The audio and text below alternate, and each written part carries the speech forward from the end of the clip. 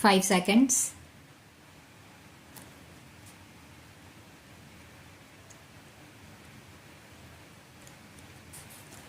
The principles laid down in the said decision cannot have any application in the present case, although the decision rendered in this case in the decision under the Arbitration and Conciliation Act 1996.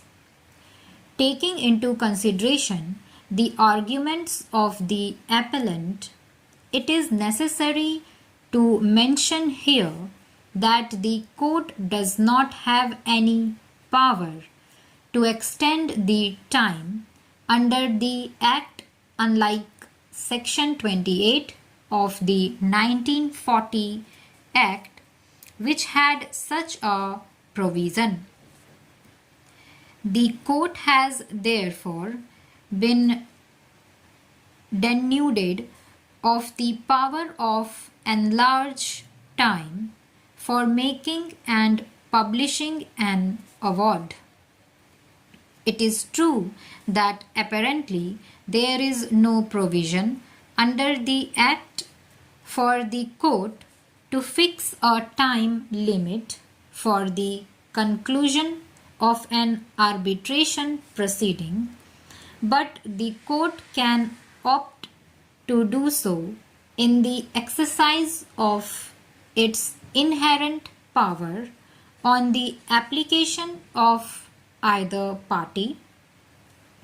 Where, however, the arbitration agreement provide the procedure for enlargement of time and the parties have taken recourse to it and consented to the enlargement of time by the arbitrator, the court cannot exercise its inherent power in extending the time fixed by the parties in the absence of the consent of either of them. The counsel for the appellant further contended that the High Court could not have terminated the mandate of the arbitrator with reference to the contention made by the appellant that the arbitrator, having concluded the proceedings, could not be said to have failed to act so as to attract the provision of Section 14 of the Act, which will call for termination of the arbitration proceedings. It is pertinent to mention here that the arbitrator had not concluded the proceedings as had been agreed to by the parties within the time fixed for doing so.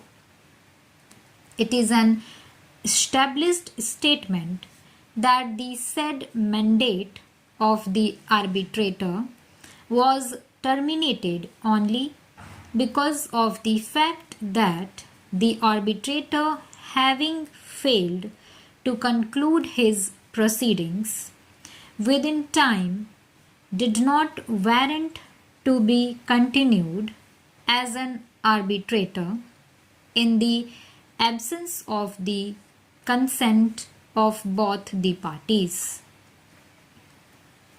It is clear that the arbitrator had extended the time provided to it without any concrete reasons whatsoever, and thus his mandate was liable to be terminated.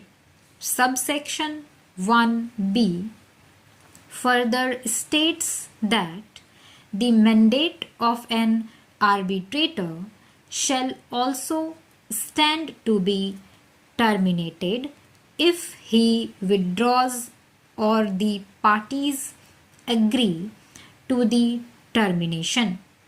Stop.